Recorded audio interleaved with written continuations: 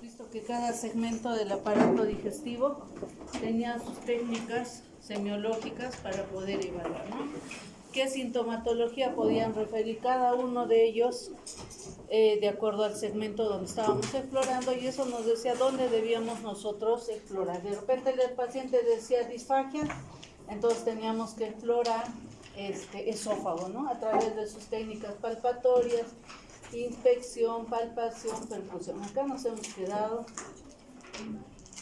en auscultación, ¿no es cierto? Entonces, hacia el abdomen tiene 4 pasos semiológicos, así como hay pasos semiológicos, boca, faringe, esófago, abdomen tiene 4 pasos semiológicos.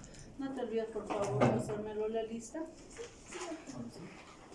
Y en esos pasos semiológicos, el primero era la inspección. Habíamos visto que la inspección tenía 2 fases, ¿no? Una fase pasiva y una fase activa. En la fase pasiva, el paciente no hacía nada, estaba bien relajado, el abdomen bien descubierto, y empezábamos a describir las lesiones a nivel de la pared abdominal, utilizando la nomenclatura de los 9 cuadrantes: epigastro, mesogastro, hipogastro, hipocondrio derecho, izquierdo, flanco derecho, flanco izquierdo, fosa ilíaca derecha, fosa ilíaca izquierda. Y en la inspección activa le decíamos al paciente: señor, puje o hinche su barriga o haga fuerza, cualquier maniobra de Valsalva que implique presión sobre el abdomen, ¿no? Esas eran las 2 fases de la inspección. En la auscultación, ¿qué es lo que vamos a evaluar? Lo normal que debemos evaluar son los ruidos hidroaéreos. En algunas literaturas ustedes van a encontrar que es normal hasta 30 ruidos hidroaéreos, dicen, ¿no? Pero a ver, practiquen entre ustedes, y si escuchan 30 ruidos hidroaéreos, en promedio lo normal es 3 a 5 ruidos hidroaéreos por minuto, pero no es una sumatoria. Muchas veces cuando examinan ponen el estetoscopio acá y dice, acá hay 5, acá hay 4, acá hay 3, 2, lo suman y entonces hay 30 ruidos hidroaéreos, ¿no es cierto? Pero esa no es la técnica. El ruido hidroaéreo, ¿qué cosa es? Es la transmisión de aire con un sonido a través del intestino. ¿Qué quiere decir? Que ese aire que llega al ciego primero va a pasar igual por el colon ascendente, transverso, descendente. O sea, lo mismo que ustedes han escuchado acá en el lado derecho, en algún momento se va a escuchar en el lado izquierdo. Eso no quiere decir que tenga más ruidos hidroaéreos, es el mismo ruido hidroaéreo que está haciendo su recorrido por el colon. Por eso decía que el promedio de ruidos hidroaéreos es 3 a 5. Cuando ya escuchamos 30 o escuchamos sonidos anómalos como un carro, eso ya no es un ruido hidroaéreo normal. Los ruidos hidroaéreos normales son como chasquidos de apertura. Cuando ustedes están haciendo cardiología, eso es un ruido hidroaéreo, no es eso es un borborismo, y eso es una alteración de la transmisión del sonido. O sea, hay un exceso de gas intestinal. Otra de las cosas que podemos evaluar en condiciones patológicas, no en condiciones normales, son los soplos. En nuestro abdomen normalmente existen soplos que no pueden ser perceptibles. Cuando son perceptibles, significa que hay alguna alteración en alguna de estas arterias. Pueden ser a nivel de la paraepigástrica, por ejemplo, las arterias renales. Cuando hay una estenosis renal van a escuchar soplos, ¿no? A nivel de la arteria ilíaca, paraumbilicales también. Si yo escucho soplos ahí, debe haber un problema de estenosis, hiperflujo, aneurismas en esas arterias y a nivel de la arteria femoral.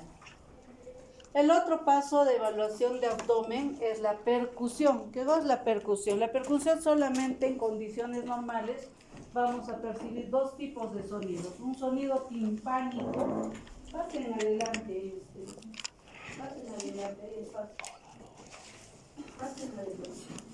Un sonido timpánico está dado por los órganos huecos. O sea, el estómago tiene aire y va a dar un sonido timpánico.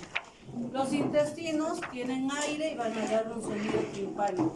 El pulmón tiene aire y va a dar un sonido timpánico. Entonces, todo aquello que concentre aire va a dar un sonido timpánico, y todo aquello que sea sólido va a dar un sonido mate. Entonces eso también ustedes tienen que practicar y aprender a diferenciar. ¿Cómo pueden practicar? Primero con vuestros familiares. Segundo, cuando ustedes tienen una madera gruesa, sobre esto ponen otra madera, porque si yo hago sobre esto, acá hay hueco, ¿no? Acá hay aire, entonces probablemente va a ser timpánico. Pone una madera o algo duro, que no haya mucho espacio hacia abajo, no haya vacío, y ahí empiezan a percutir, ¿no? Timpánico, fuerte. Pero si yo hago sobre una estructura un tanto más gruesa, digamos esto, porque acá abajo ya no hay tanto aire, cambia el sonido. Entonces ustedes tienen que empezar a practicar en la casa. Si ustedes quieren percibir el cambio de sonoridad de uno y de otro, tienen que empezar a practicar. Entonces, en el abdomen yo voy a empezar a practicar timpánico, timpánico, hasta que se me quede bien en la memoria de cómo debe ser un sonido timpánico. ¿Cómo voy a practicar el mate? También, ¿no? En el hígado, por ejemplo, es un lugar propicio para practicar mate y timpanismo. Cuando hagamos hígado, les voy a explicar cómo se hace la evaluación de hígado y ustedes tienen que practicar hasta que lleguen a percibir ese cambio de sonoridad. Hay diferentes técnicas para hacer la percusión y la palpación. Una de las técnicas es la técnica del abanico. Como ustedes ven ahí en el abdomen, empiezo en epigastro y voy yendo como un abanico en flancos, ya sea palpando o ya sea percutiendo. Hay otras técnicas de evaluación específicas, por ejemplo, las técnicas de evaluación de la asitis, ¿no? Ahí tenemos dos técnicas importantes, matidez en media luna y cambios de posición. Esta técnica de matidez en media luna se hace para asitis leves. Por cómo es media luna, ¿no? Yo voy a empezar a percutir de acá. Timpánico, timpánico, mate. Y ahí voy a marcar. Otra vez, timpánico, timpánico, timpánico, mate. Y ahí lo voy a marcar. Y así sucesivamente. Y al final yo voy a dibujar una media luna. Eso se llama matidez en media luna. Eso se puede percibir cuando hay asitis, pero es una asitis leve. Las asitis o el líquido siempre va a ir a la zona más declive. Entonces, cuando es una asitis leve, va a ir hacia abajo, no va a ir hacia arriba, no va a ir en contra de la gravedad. Por eso es que se describe la matidez en media luna. Otra de las técnicas es el signo de la matidez desplazable, como el que ven acá. Cuando hay matidez desplazable, ¿qué significa? Que hay agua, ¿no? El agua cuando se mueve, digamos, hay agua en cantidad moderada, porque esta técnica se aplica para asitis moderada, yo le pongo al paciente del lado, digamos, sobre su lado izquierdo. Entonces yo le pongo sobre este lado, el agua se va a ir a la zona más declive, se va a ir a este lado. Y yo empiezo a percutir del lado contralateral, entonces timpánico, timpánico, timpánico, hasta que acá va a ser mate. Si yo quiero estar seguro de que eso es agua, lo vuelvo a poner hacia el lado derecho, de costado, y vuelvo a percutir del lado contralateral. Timpánico, timpánico, timpánico y mate. Entonces, eso se llama signo de la matidez desplazable. ¿Por qué se utiliza? Yo podría usar una ecografía y ver si hay agua o no hay agua, porque ahí yo tengo que diferenciar entre un tumor abdominal y un líquido asítico. Ambos me van a dar un sonido mate, pero el tumor no se va a desplazar. O sea, yo si lo cambio de posición, la matidez se va a mantener en el mismo lugar. Pero si es una asitis, el agua sí se va a desplazar con el movimiento. Entonces yo podré diferenciar si esto es una tumoración o intraabdominal o es líquido asítico.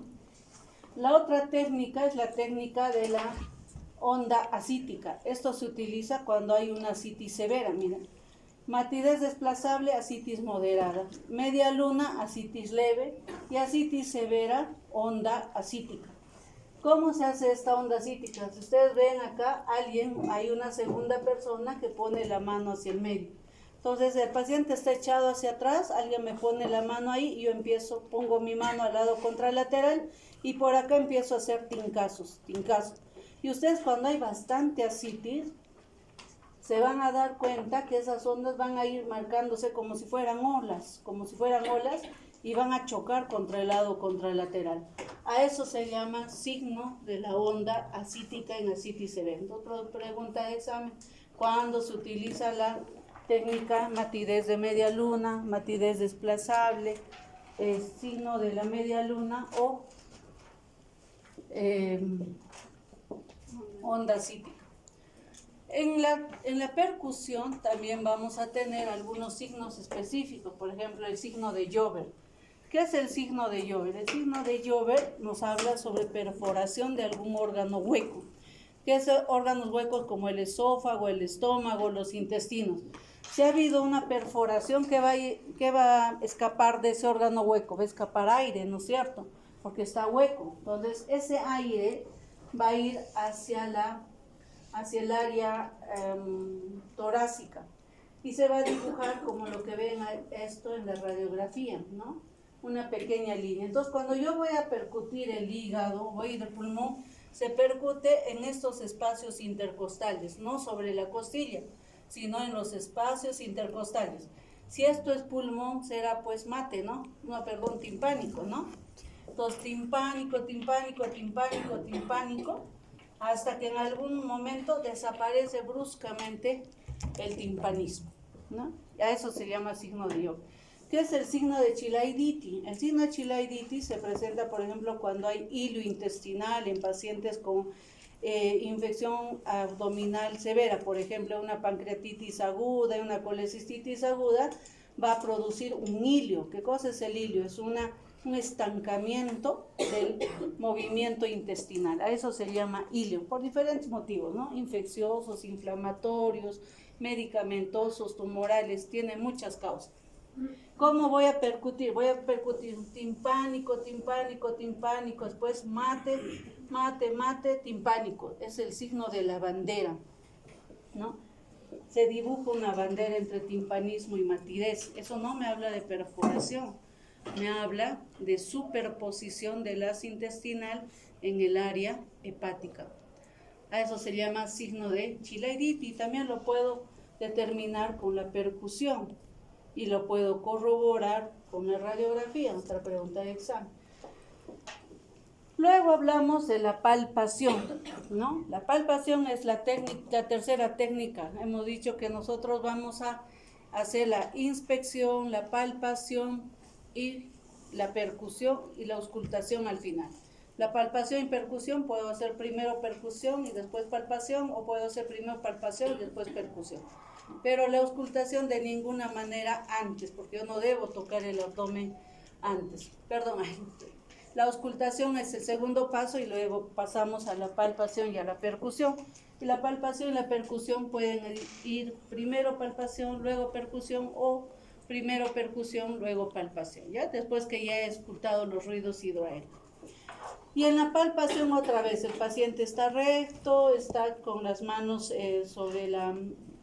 hacia los costados, ligeramente cabeza elevada, relajado, bien descubierto el abdomen, y empiezo una palpación superficial con el pulpejo de los dedos.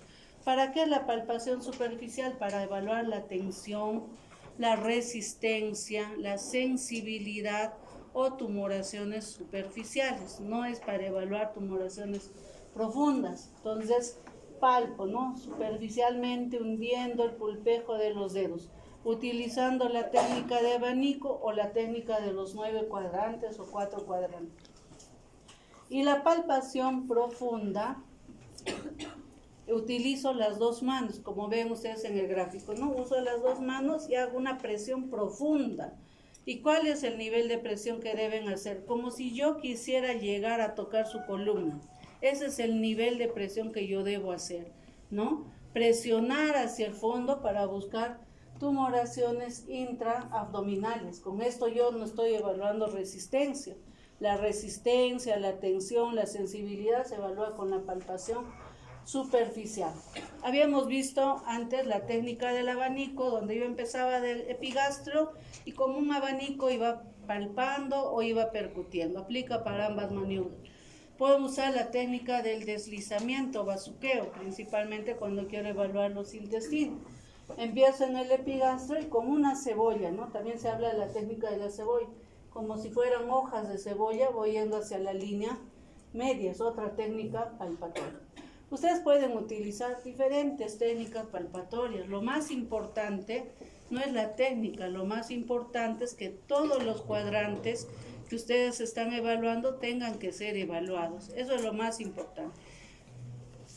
Hasta ahí hemos hecho evaluación del aparato digestivo. Ahora vamos a ver la evaluación de las glándulas anexas. Les había hecho el tubo digestivo, boca, pero también tiene sus glándulas anexas, que son el hígado, que son el páncreas, que son la vesícula, que son el apéndice, ¿no? Y cada uno de estos órganos van a ser evaluados, no todos en condiciones normales. Por ejemplo, vesícula y apéndice en condiciones normales no va a poder ser palpado ni percutido, pero sí en condiciones patológicas, y eso es lo que vamos a ver ahora. Entonces, dentro de estas glándulas anexas tenemos el hígado. Cuando nosotros evaluamos el hígado, muchas veces les pregunto, ¿qué se evalúa en el hígado? Y dices, voy a evaluar la consistencia, voy a evaluar la resistencia, voy a ver si hay tumoraciones en el hígado. Nosotros no evaluamos nada de eso con el hígado. Cuando nosotros evaluamos el hígado, evaluamos simplemente el tamaño del hígado, evaluamos el borde inferior del hígado, el segmento 7, la cara inferior, la aporte, etc. No lo vamos a poder evaluar con las técnicas semiológicas. Vamos a ver el tamaño, vamos a ver el borde, ¿no? Si es un borde liso, homogéneo, si es palpable o no es palpable. Entonces, cuando nosotros evaluamos el hígado, tenemos que tomar en cuenta nuestros parámetros de referencia. Cuando yo voy a decir, este hígado está grande, no porque lo toco, está grande. Hay hígados que yo puedo tocar y que no están grandes. Por ejemplo, si el hígado está descendido hacia abajo, yo lo voy a tocar, pero no está grande. Si el hígado tiene una tumoración, lo voy a tocar, pero no está grande. Si el paciente tiene un problema de enfisema pulmonar, eso va a desplazar su diafragma hacia abajo y va a hacer que su hígado sea palpable, pero no está grande. Entonces, yo cuando hablo de hígado, yo no puedo decir, se palpa el reborde hepático y por lo tanto es hepatomegalia. No puedo decir, tengo que basarme en medidas objetivas. Y esta es una medida objetiva. O sea, a nivel de la línea medio clavicular, el hígado debe medir de 6 a 12 centímetros. Si es por debajo de 6, es un hígado pequeño, probablemente cirrótico. Si es por encima de 12, es un hígado grande, probablemente una hepatomegalia, una hepatitis, una infiltración neoplásica, etcétera, etcétera, ¿no? Si es a nivel de la línea medio esternal, el hígado debe medir de 1 a 3 centímetros. La medida que siempre tomamos como referencia es esta de la línea medio clavicular. Y en eso se basa la técnica palpatoria. Entonces, en el hígado vamos a tener dos técnicas palpatorias. Primero, la palpación, y con la palpación vamos a evaluar el reborde hepático. Si hay dolor, también vamos a evaluar con eso, pero no vamos a evaluar la forma, la consistencia, la textura, nada de eso. ¿Cómo voy a hacer? Y con la percusión, lo que voy a evaluar es el tamaño hepático. ¿Cómo se hace la percusión? El paciente está echado, y lo que les decía hace un momento, está echado y yo tengo que empezar a buscar el espacio intercostal. Debajo de la clavícula, el primer espacio intercostal. Ahí debo poner los dedos, no sobre la costilla. Obviamente si es un paciente gordito va a ser dificultoso, pero si es un paciente delgado sí se va a poder, ¿no? Entonces ahí empiezo a percutir. Si es intercostal y hay pulmón, timpánico, bajo más abajo, timpánico, bajo más abajo, timpánico, hasta que ese timpanismo se va a convertir en matidez. Y ahí yo le pongo una marca y una línea. Luego me voy a la espina ilíaca anterosuperior. ¿Qué hay por encima de la espina ilíaca anterosuperior? Intestinos, ¿no es cierto? Ya. Entonces empiezo a percutir, timpánico, timpánico, timpánico, hasta que ese timpanismo se va a convertir en mate. Y ese es el borde inferior. Por eso es importante que ustedes puedan distinguir timpánico de mate, y eso solo van a adiestrar vuestro oído conforme vayan practicando. Si no practican, no van a poder percibir ese cambio, porque el cambio es a veces muy sutil, no es muy manifiesto, es muy sutil, para eso hay que entrenar. Y después agarro una reglita y lo mido entre este borde inferior y el borde superior, donde ha cambiado de timpanismo a matidez, lo mido. ¿Y cuánto mido? Lo normal es de 6 a 12 milímetros. Esa es la técnica de percusión, ¿no? Como ustedes pueden ver ahí en el gráfico, está percutiendo a nivel de los espacios intercostales, de arriba hacia abajo, luego de abajo hacia arriba, y va a medir con su reglita cuánto mide ese hígado. Eso se llama altura hepática o span hepático. No es lo que ustedes aproximadamente mide 15 centímetros porque tocaron el reborde costal. Eso no es una medida objetiva. La medida objetiva es esto. Entonces hay diferentes formas donde podemos percutir. La más fácil es la que hemos mencionado, echado hacia atrás. Si es delgado va a ayudar, si es gordito va a ser dificultoso. Podemos utilizar otras posiciones para poder evaluar, por ejemplo el decúbito lateral izquierdo para que esté puesto al lado derecho, con la misma técnica de arriba hacia abajo, de abajo hacia arriba.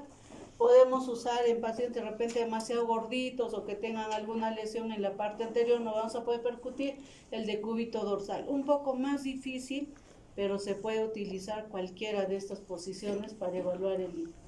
Cuando nosotros evaluamos hígado hay varias técnicas palpatorias. Ustedes pueden revisar y van a encontrar más de 100 técnicas palpatorias de hígado. Una modificación de la otra, ¿no? Con ciertos atenuantes.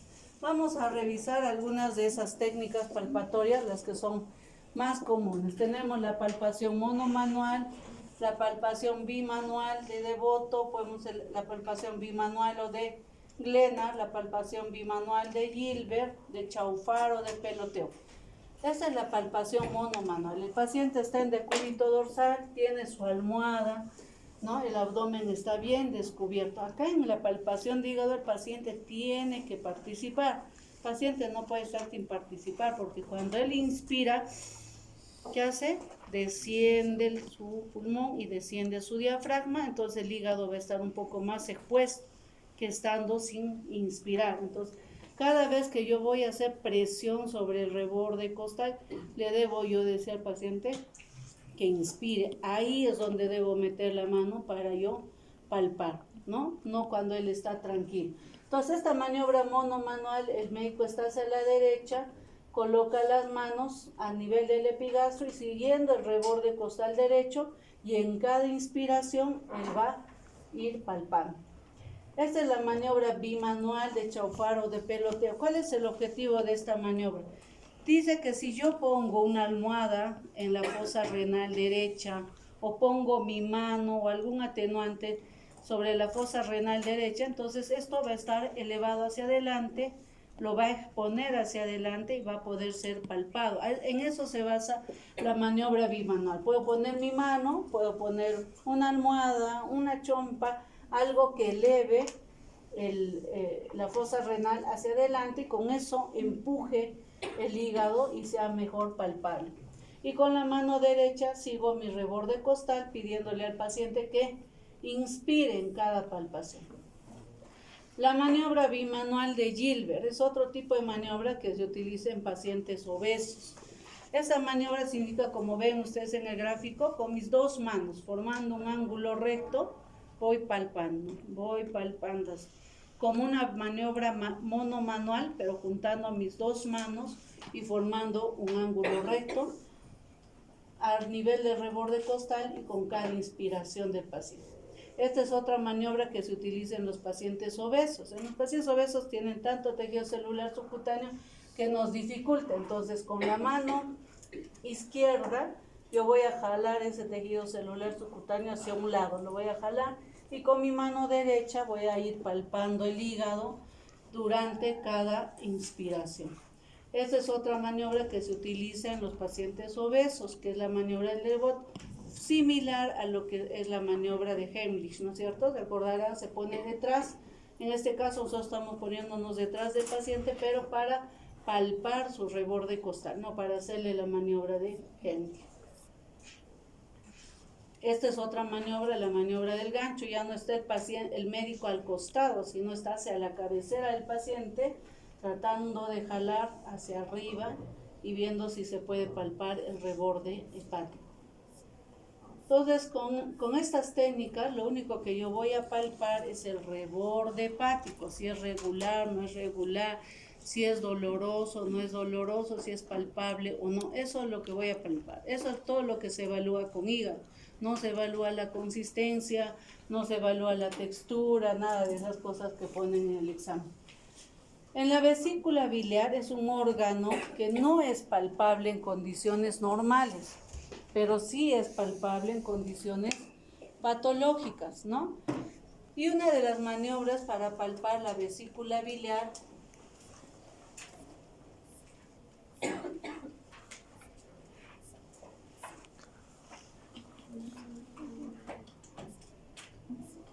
es el punto de, ¿qué punto es para palpar vesícula?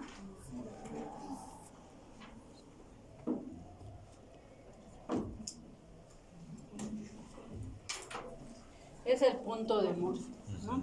¿Y cómo sé que este es un punto de Murphy?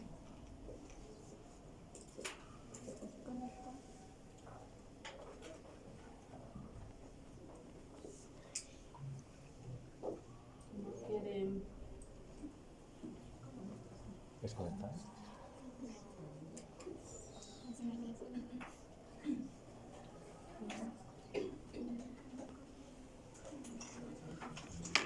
Creo que se ha ido el internet o algo.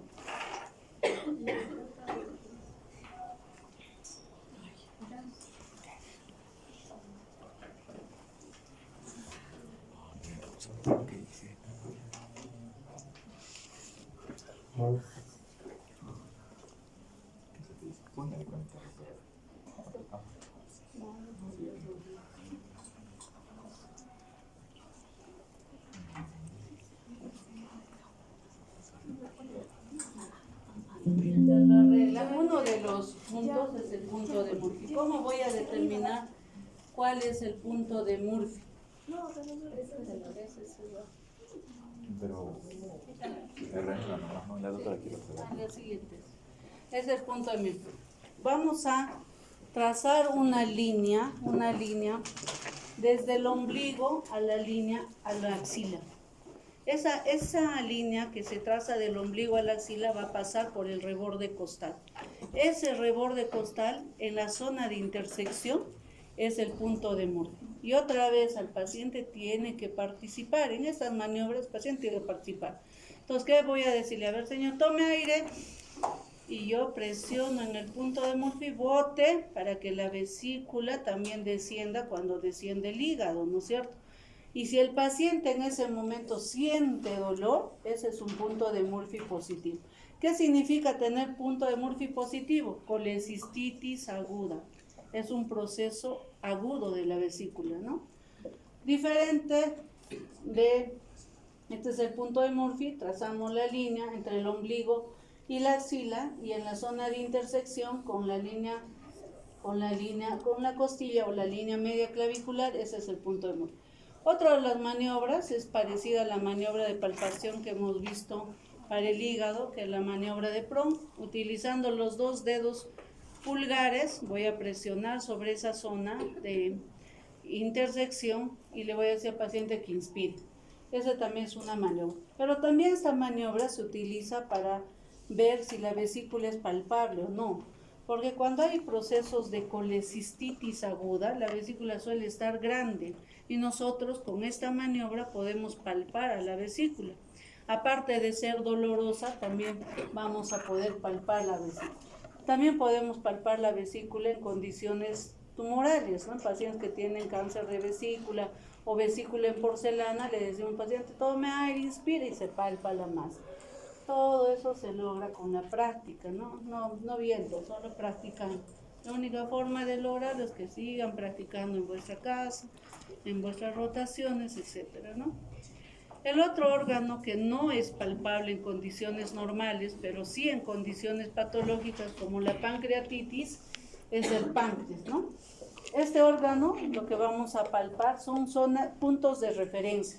No vamos a palpar específicamente la cabeza, el cuerpo, la cola. pero los puntos de referencia me van a decir si hay un proceso inflamatorio en la cabeza, en el cuerpo o en la cola. Cuando nosotros hablamos de páncreas, el principal síntoma del páncreas es el dolor pancreático agudo. ¿Cómo es ese dolor pancreático? Es un dolor típico, ¿no? Es un dolor cólico, epigástrico, intenso, irradiado en banda hacia el lado izquierdo, por este lado, hacia la espalda y termina entre la dorsal 12 y la lumbar 3. Es un dolor sumamente intenso que dice que hasta el roce de la sábana le intensifica el dolor. Entonces, y se caracteriza porque el paciente tiene una posición antálgica, se inclina hacia adelante. ¿Y por qué será que el dolor calma cuando se inclina hacia adelante? Porque el páncreas es un órgano retroperitoneal, está adherido hacia la parte posterior. Si el paciente se hace así hacia adelante, entonces un poco el páncreas se desprende de la zona retroperitoneal y eso alivia, no le calma, no le pasa el dolor, pero alivia el dolor. Por eso es que los pacientes tienden a estar en esta posición para disminuir en algo sus molestias. ¿Qué puntos pancreáticos vamos a evaluar en el páncreas? El punto pancreático de Dejerins, que me habla de un proceso inflamatorio a nivel de la cabeza del páncreas, el punto pancreático de Groth, que me habla de un proceso inflamatorio a nivel del cuerpo, y el método de Malloy-Cuy, que me habla de un punto doloroso a nivel de la cola. El punto pancreático de Dejerins, ¿cómo lo podemos determinar? Parecido al de la vesícula. Si yo trazo una línea entre el ombligo y la línea axilar, más o menos a 5 a 6 centímetros hacia la línea axilar, ese es el punto pancreático de Dejerins. Y generalmente nos habla de un problema en el Wilson, pero el Wilson no está casi pasando por la cabeza del páncreas. Por eso digo que nosotros específicamente no vamos a palpar a la cabeza, al cuerpo, a la cola, pero los puntos me van a decir o me van a orientar hacia dónde está el problema, hacia la cabeza, hacia el cuerpo, hacia la cola. El método de Groth me habla principalmente del cuerpo, de la cola. ¿Y cómo voy a evaluar? Parecido al método de Chaufar que hemos utilizado para el hígado, lo vamos a utilizar para el páncreas, pero hacia el lado izquierdo, ¿no? Entonces voy a poner una mano, un puño en la fosa renal izquierda para que se eleve el páncreas hacia adelante, y con mi mano y hacia el reborde costal izquierdo voy a ir palpando. Ese es el cuerpo, o si hay dolor, significa que hay alteración a nivel del cuerpo.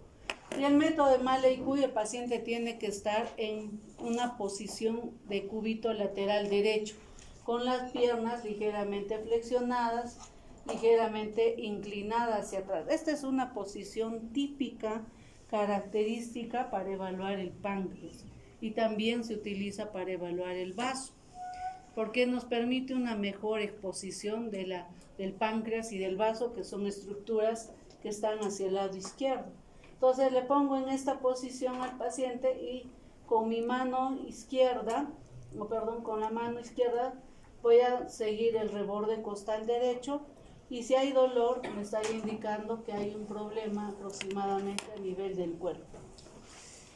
Otro órgano que no es palpable en condiciones normales, pero sí en condiciones patológicas, es el apéndice, ¿no? Entonces, ustedes conocen un punto específico del apéndice, que es el punto de McBurney, ¿no? Todo el mundo lo conoce. Dice, voy a trazar una línea entre el ombligo y la espina ilíaca anterosuperior, y en el tercio externo ahí está el punto de McBurney. Pero si ustedes ven ese gráfico, ese no es el único punto. Hay alrededor de 6 puntos alrededor del apéndice que me hablan de apendicitis aguda. O sea, yo les puedo poner en el examen, ¿no?, un caso clínico y les digo, paciente presenta punto de Lange positivo. ¿A qué patología te orienta? Es apéndice, porque es también un punto apendicular, no solamente el McBurney, el punto de Morris, el punto de Lange, el McBurney, me hablan de apendicitis aguda. Miren, todos estos puntos dolorosos me hablan de apendicitis aguda. Me hablan Morris, Morro, el método, el punto doloroso de Lanz, la presión sobre el abdomen, de la pierna derecha sobre el abdomen, también me hablan de esos puntos. Son como 6 puntos dolorosos alrededor. Puedo decir cualquier punto doloroso y siempre va a ser apendicitis. Nuevamente todos los puntos dolorosos alrededor del apéndice. El otro órgano que es evaluable en condiciones normales es el vaso. Para evaluar el vaso es similar a lo que evaluamos el hígado, solo que acá en el vaso hay una posición específica para evaluar el vaso. Puede ser el paciente echado, pero lo recomendable es que el paciente esté en esta posición.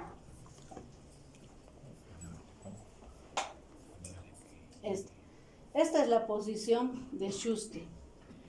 La posición que nos va a ofrecer una mejor palpación y percusión del vaso es esta posición de Schuster. Similar a lo que habíamos visto en el punto para evaluar páncreas, ¿no es cierto? El paciente está en decúbito lateral derecho, su pierna izquierda ligeramente flexionada, la otra extendida, el brazo por encima de la cabeza y el cuerpo ligeramente inclinado hacia atrás. Eso expone mejor al vaso y permite ser evaluado. Hay modificatorias de esta posición. Una de la otra posición, la posición de Siemsen, es similar a esta, pero yo en la cabecera del paciente le voy a poner una almohada, de tal manera que su cuerpo va a estar un tanto inclinado hacia abajo. Y eso va a permitir un descenso del vaso para poder ser evaluado. Entonces, pero también puedo evaluar el vaso estando el paciente en decúbito dorsal o estando el paciente en decúbito lateral. Cuando hablamos de vaso, la técnica percutoria es similar a la del hígado. ¿Recuerdan del hígado? Vamos a hacer timpánico hasta que cambia matidez y de abajo igualito hacemos en el vaso. Lo ponemos ya sea en la posición de Schuster, en la posición de Siemsen y empezamos a percutir de arriba hacia abajo y de abajo hacia arriba. El vaso no se mide, el vaso no es como el hígado, digo, a ver, si está más de 12, está grande, es una hepatomegalia, no, acá no. Acá lo que prima para decir si hay una esplenomegalia es palpar o percutir el hígado por delante de la línea axilar anterior. Cuando yo hago la percusión, voy a determinar el área esplénica. A ver, timpánico, mate, pongo una rayita ahí, voy abajo, timpánico, mate, otra rayita. Esa es mi área esplénica. En esa área esplénica, donde yo he determinado acá hay mayor matidez, voy a ir de atrás hacia adelante. Timpánico, mate. Si ese mate sobrepasa la línea axilar anterior, hablo de esplenomegalia. No hablo en términos de tamaño, de números. Hablo cuando este ha sobrepasado, su polo apical ha sobrepasado la línea axilar anterior. Técnicas palpatorias. La monomanual, similar a la del hígado, pero la voy a realizar hacia el lado izquierdo, siempre indicándole al paciente que inspire. La bimanual, similar a la de Chaufar, que hemos visto en el hígado, poniendo mi mano, una almohadita, una abrazadita, algo que le eleve hacia adelante. Tenemos otra técnica monomanual, similar a la del hígado, paciente en decúbito dorsal, el médico hacia el lado izquierdo y con las dos manos, ¿no? Como una cuchara, va palpando. Tenemos otras técnicas palpatorias donde el mismo paciente está colocando su mano debajo de la fosa renal izquierda, que es la técnica de Mietro, y esta que es similar a la otra maniobra donde con una mano estoy tratando de jalar el tejido celular subcutáneo hacia un costado para exponer mejor el vaso. Otra técnica de palpación con la posición de Schuster, que es la maniobra de Merlo y algunas modificatorias. La posición de Schuster, que es esta que les he explicado. Lo ideal sería, si el paciente está en condiciones, ¿no? De repente no tiene ninguna contraindicación para ponerlo en esta posición, esta es la posición más adecuada para evaluar el vaso. es la que les va a ofrecer una mejor información.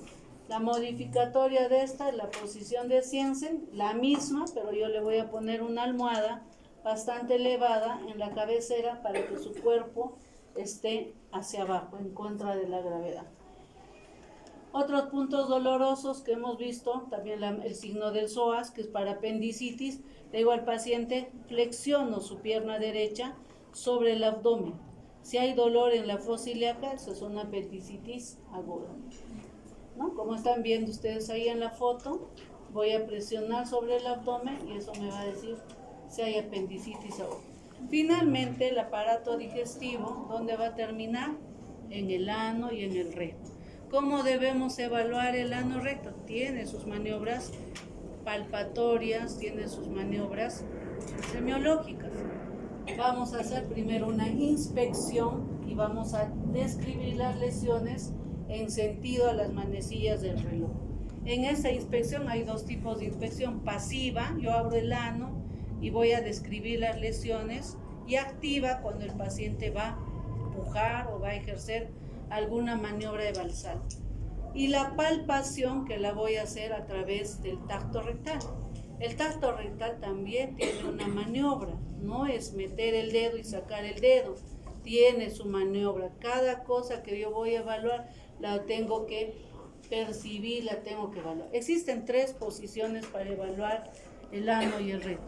La que me ofrece mejor información, la mejor posición, es la genupectoral.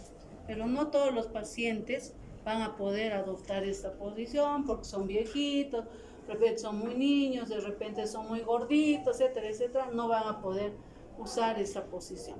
Entonces, una alternativa a esta es la posición de Sims. El paciente está en decúbito lateral, las piernas flexionadas sobre el abdomen y el cuerpo está ligeramente inclinado hacia adelante. Lo que tiene que sobresalir es la región anal. En pacientes gestantes o que están postrados crónicos, no los podemos movilizar ni a esta posición. Podemos usar la posición ginecológica, con las piernas flexionadas en decúbito dorsal para poder hacer la evaluación. Entonces les decía, cuando yo hago la inspección del ano y recto, yo tengo que ver al ano como si esto fuera un reloj, un centro de reloj, ¿no? Hacia la línea media va a estar las 12, hacia los genitales está las 6, hacia el lado derecho las 3 y hacia el lado izquierdo está las 9. Entonces yo voy a describir. A horas 12 se observa un paquete hemorroidal que protruye al pujo y que regresiona espontáneamente. A horas 9 y a 3 centímetros de margen anal, como el que vimos hoy día, veo un orificio fistuloso con secreción purulenta. Solo voy a describir, no voy a tocar, no voy a palpar, para eso es la inspección. Una vez que ya he descrito, le digo al paciente, señor, puje, entonces le hago pujar para poder ver si esas lesiones protruyen o no con el pujo.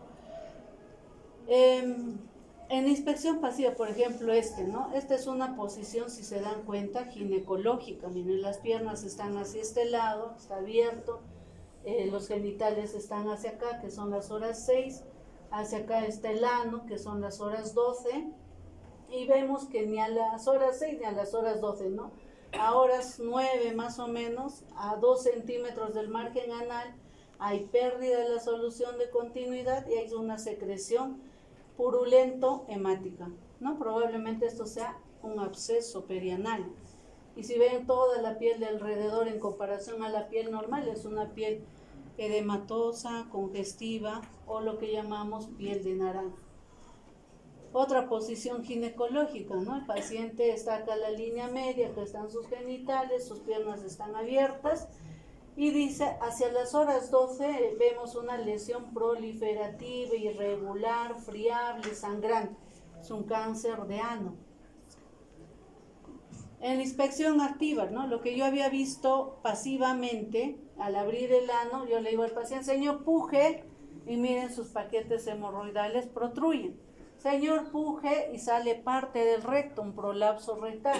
Señor, puje, y empieza a salir más sangre, ¿no? Entonces, eso es importante que ustedes hagan ambas fases, pasiva y activa. Acá le hemos enseñado puje, posición ginecológica, puje y empieza a salir toda la mucosa rectal, ese es un prolapso rectal. Este es el ejemplo de un hemorroide trombosado. El hemorroide trombosado es una lesión aguda, no es una lesión crónica, es una lesión aguda que se produce por esfuerzo excesivo, una maniobra de Valsalva excesiva, un estreñimiento severo, y se caracteriza porque se mete un coágulo de sangre por la presión a una vena hemorroidal. Acuérdense que los hemorroides son venas hemorroidales que nosotros tenemos normalmente, y eso genera un dolor intenso en el ano, un bulto anal brusco y una masa anal, ¿no? Dolorosa, sumamente dolorosa, muy dolorosa. Paciente que viene de un momento a otro, me ha salido un bulto en el ano y me duele y no me puedo sentar, es un hemorroide trombosado. ¿Y qué tenemos que hacer? Hacer un corte y sacar el trombo, el coágulo de sangre que se ha metido ahí. Cuando esto se hace dentro de las 48 horas de producir el evento, hay una recuperación del 100%. Si ha pasado 72 horas, como todo coágulo, se va a deshidratar, se va a fibrosar y ya no va a recuperar al 100%, sino que va a quedar una masa anal. Y les decía también, el tacto rectal no es meter el dedo y sacar. Tacto rectal tiene su maniobra. Tacto rectal, yo pongo con mi dedo, obviamente con un guante. Antes de hacer el tacto rectal debo lubricar el ano. El ano es una zona no tan húmeda, es seca, ¿no? Y si ustedes meten el dedo sin lubricar, va a dolerle demasiado al paciente. Entonces yo debo lubricar, sea con vaselina o con un anestésico local, el ano, ¿no? Esto es el orificio anal. Entonces, como todo orificio anal, como todo esfínter hace eso, ¿no es cierto? Entonces yo debo meter mi dedo y tocar, y yo debo sentir si es un ano competente, un esfínter anal competente, debo sentir que el ano abre y cierra, que me toca. No debe estar así, ¿no? Entonces, yo palpo ahí, me cierra, sí me cierra. Entonces voy progresando. Meto, no de frente así. Meto, mi dedo, hasta que llega a la base. Llega a la base, empiezo a palpar adelante, hacia atrás, hacia la derecha, hacia la izquierda. ¿Qué voy a palpar? Voy a palpar pues la próstata que está hacia la cara posterior, voy a palpar masas blandas, depresibles, que son los hemorroides, o tumoraciones, como ustedes ven ahí, ¿no? Tenemos que, no es meter y sacar. La idea de acá no es palpar las paredes del ano, ¿no? Y sus colaterales, por ejemplo, hacia la parte anterior, digo, si palpo hacia adelante, debe estar su próstata. Si palpo hacia la parte posterior, ¿qué voy a encontrar? Voy a encontrar el coxis, ¿no? ¿Hasta ahí tienen alguna pregunta, duda, comentario sobre el examen físico? Todo esto necesita práctica.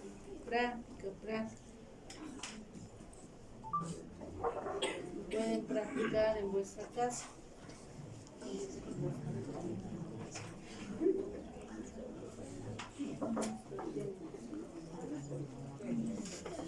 Entonces, chicos, las clases a veces son un poquito largas, no las podemos pasar rápido. En una clase es imposible que podamos hacer todos los síntomas gastrointestinales, todo el examen físico, no es tan sencillo. Entonces, de repente, para no perder la secuencia de las clases, algunas clases vamos a poder reprogramarlas si es que nos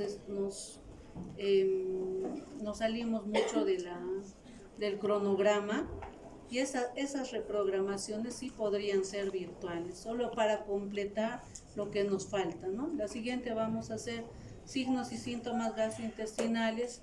Si no lo terminamos todo en una clase, lo que nos falta lo podríamos completar con una clase virtual, solo lo que nos falta, para no perder la secuencia, ¿no? Si no, vamos a llegar muy desapasados hacia el examen, y ustedes vamos a tener que correr a último momento. ¿Ya? Por todo eso les pediré, en la próxima clase avanzamos signos y síntomas gastrointestinales.